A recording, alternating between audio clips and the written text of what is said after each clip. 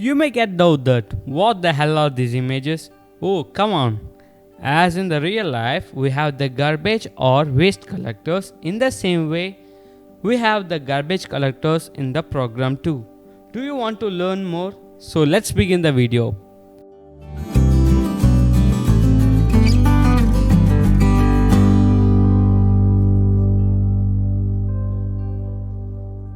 Hey guys, welcome back to another video session. This is Paul and you're watching Billy's Educatilla. In this today video session, I would like to discuss about the garbage collection in Java. Before going to the video, do subscribe my channel, like the video and press the bell icon for my notifications. Now let us discuss the topic of garbage collection. Coming to the introduction part, the memory area in JVM where objects are created is called a heap. So the area where the objects are created is known as a heap. So we have two types of memory areas or spaces in a heap. One is young space and the second one is old space. So I will discuss what is a young space and what is the old space in the further point. Garbage means unreferenced or unused objects. So the objects which are unused or unreferenced are named as garbage. So what is a garbage collection means? So garbage collection is a process of reusing the runtime unused memory automatically. So we have some memory that is unused. So that memory will be reused during the runtime, and that entire process of reusing that runtime unused memory is known as garbage collection. In other words, it is a way to destroy the unused objects. So the objects which are unused are destroyed during the runtime, and that destroyed memory space is used when the program is run. Newly allocated objects are moved to young space. So what is a young space? The space where the newly allocated objects are placed is known as a young space. If the object live for a long time in young space, then it will be moved to old space. So if an object present in the young space for a long period of time, so at that time it shows that the object is permanent, so it should be moved to another space. So that space is known as old space, where the old data will be stored. And the next point is, to do so we were using free function in C language and delete function in C++, but in Java it is performed automatically. So we use free function in C language and delete function in C++, but in Java it is performed automatically. So the Java provides a better memory management. So the main profit of using a garbage collector in Java is it will provide a better memory management.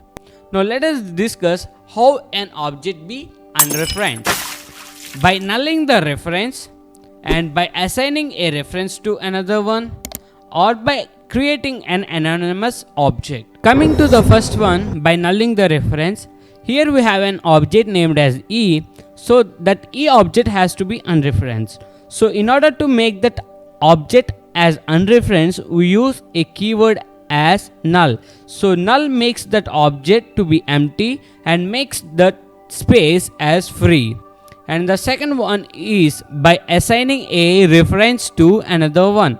So here we have two objects, E1 and E2. So E2 has to be unreferenced. So we are assigning the values of E2 to E1 so that that E2 object is unreferenced. And the third one is by anonymous object. So you are going to create a new object and you are going to put the data in that object and clear the whole data which is present in the old object. So by creating an anonymous object, you can make that object to be unreferenced. So we have another method in which we can make the object as unreferenced. So we have a method named as GC. GC shows that it is a garbage collector.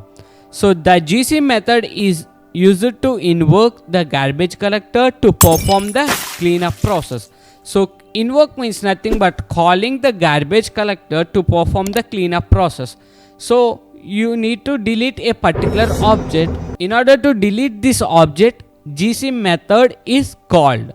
So after calling this GC method, this object will be cleaned from that particular class. The GC method is found in system and runtime classes. So this method can be found in system and runtime classes, and the syntax for that GC method is public static void GC off. So the particular syntax is present for this method, so it must be of void and static type. And how this GC method is work? So for making this GC method work, we use another method named as finalize method. The finalize method is invoked each time before the object is garbage collected. So first this object is garbage collected. After collecting this object, so in order to finalize that object is a correct or a false one, finalize method is used. So the finalize method is called each time. So when a GC method is called, at that same time finalize method will be called. So they are in parallel way.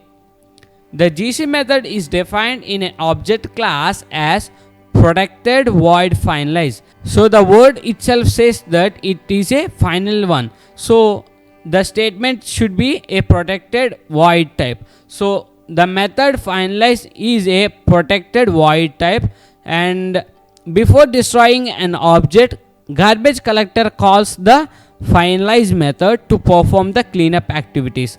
So before destroying any object, so the GC method calls the finalize method to finalize that object is a correct one or a false one. So after finalizing that, the GC will delete or destroy that particular object. If the finalize method confirms it, garbage collector will destroy that particular object. Okay, I think so you understood it. Now let us discuss an example code.